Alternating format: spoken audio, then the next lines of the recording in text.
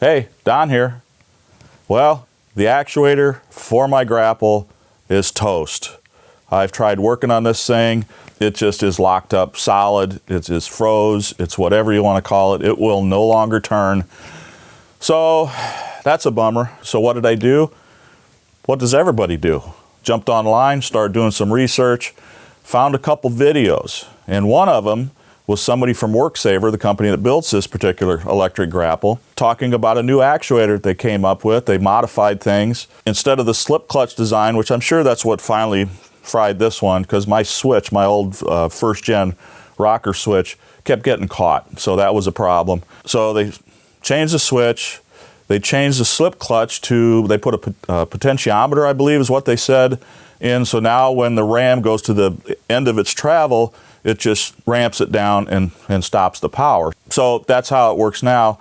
By doing that, apparently they were able to now increase the clamping force from 1,000 pounds to 2,000 pounds. That's going to be a huge upgrade. So I called the company on Monday and talked. There's some great people there, really helpful. So the person I talked to told me that, yeah, it's a pricey part, but if you own a Grapple and are one of the first generation actuator users, they had a huge discount for people to upgrade to the new actuator. So that fit in my budget. And I said, let's get it on the way. So we put the order in, and it just got here yesterday afternoon. And now I get to swap these things out. First of all, let's see how hard the process is. I don't think it's going to be that hard. There's just a few bolts, and you have to replace the wiring harness. But let's go ahead and swap it out. Hey, you know what? This is an unboxing video, too. I normally do these just at the store, but we got a box. So let's open it up. Here, let me spin it over here. Don't kid yourself, this thing's pretty heavy. No problem getting it out. It was packed pretty well. All came out of the box okay, and everything was there, so no problem. Looks like an actuator to me. All right, so here's what comes in the box. The actuator, hardware pack, and I set the wiring harness over here. So there's the wiring harness.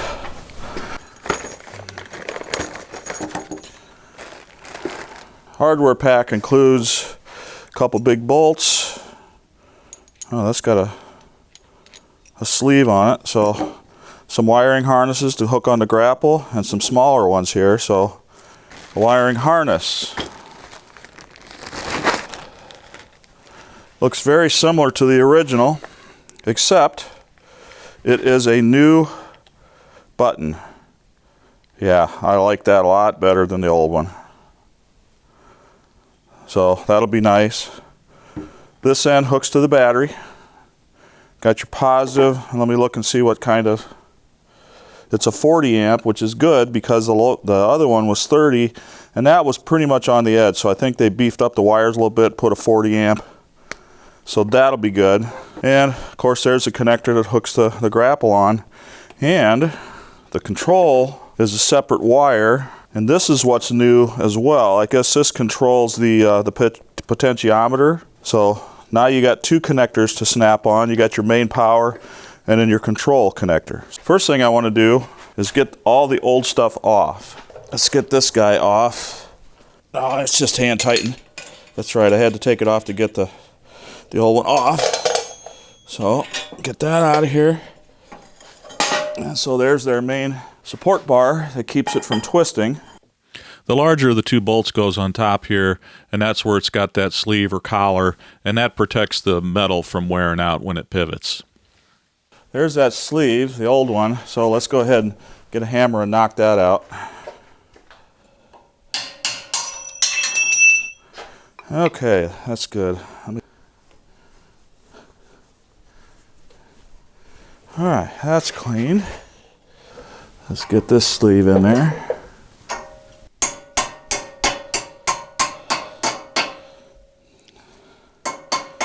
All right, that looks good.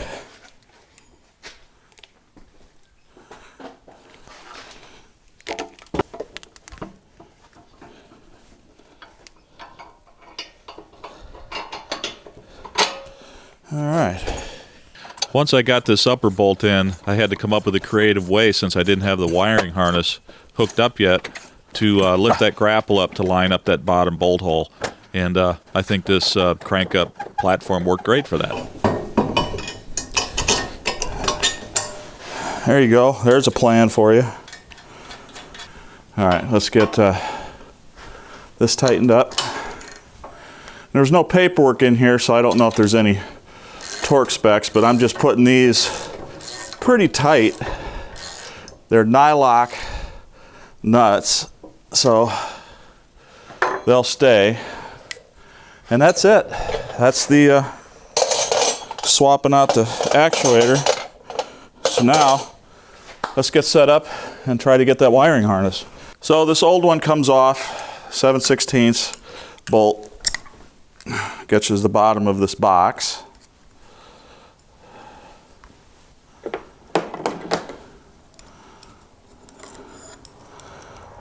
Just slide that back in there.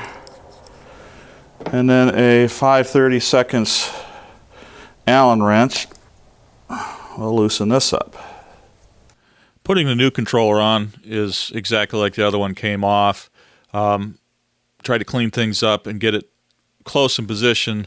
So then I went up and sat in the seat just to get it to where it was more comfortable to me. And you can position this about wherever you want, just so you can get control or access to it with your thumbs. All right, everything's snug. Usually with my thumb grab those two buttons, so that's good.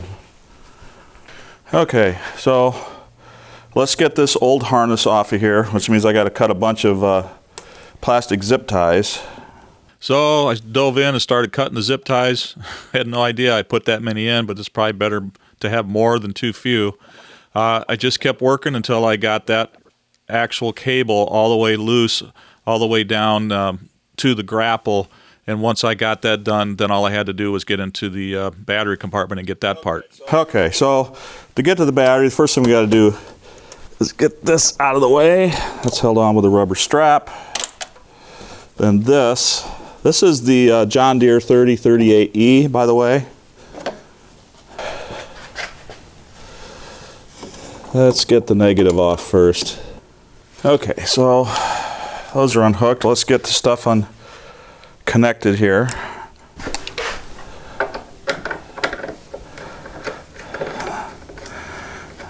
This hose is in the way. Let's get this out of the way altogether. All right, get this harness out of the battery compartment. All right, so the next thing, I want to get this side panel off of here.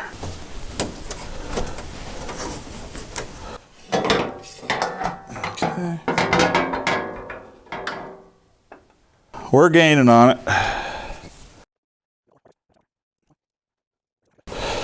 The old harness should be free now. Okay.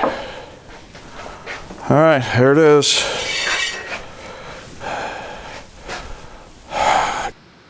So here I started zip tying the harness, or the wiring harness, from the control button back to the grapple, and then I realized I wanted the slack to end up there. So I jumped down, and here I went ahead and put those strain reliefs. I bolted them to the grapple itself. There's 3 of them there. And then started working from this side back, because there are 2 lines. There's the control line and the power line, and you got to get them all back to the pivot point on the loader arm, or else you might cause some extra strain or pull or something onto the wiring harness. So once I got that done, then I hooked everything, the actual connections together here, and made sure I had enough slack so those wouldn't get pulled when I was operating the tilt function on the bucket control. And then I just started working my way back to the control arm. This just takes some time. You just have to be patient and just use plenty of zip ties. Once I got it back up here to the pivot point, then I went in and started looking at how I could take the extra slack and leave it up there. And then I had, of course, the power feed. I had to get that into the engine compartment so I could get it hooked up to the battery. That took a little time to get that routed where it would work. And in here, I finally got it in there, and I'm getting it hooked up to the battery. This is really kind of the final thing that we have to do with the wiring harness. Okay.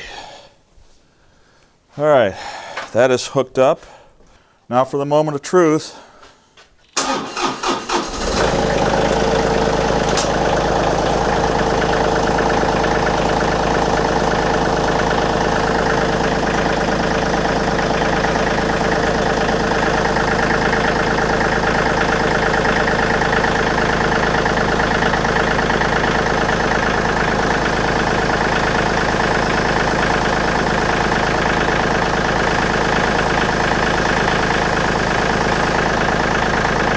Awesome. I think we got it. That project is done. The grapple's working great again.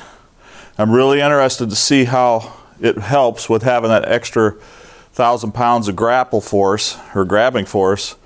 And yeah, we'll see how it works. It seems to be maybe a little slower than it was before, but that's not such a bad thing if I get that extra strength. I appreciate you following along. And like I said, the biggest thing on this one is it takes time to get the wiring harness all where you want it, get the extra stuff out of the way. But I'm back in business, and I've got another log that I have to cut up. So the next video, you'll see me using this new grapple on that log. We'll cut those up into rounds, and we'll get all that split. Like I said, I'm happy to be back in business. And if you have one of the old ones like I did, call Worksaver. Go to their website. They're great people. And like I said, they got a big discount for people that are just replacing their old one.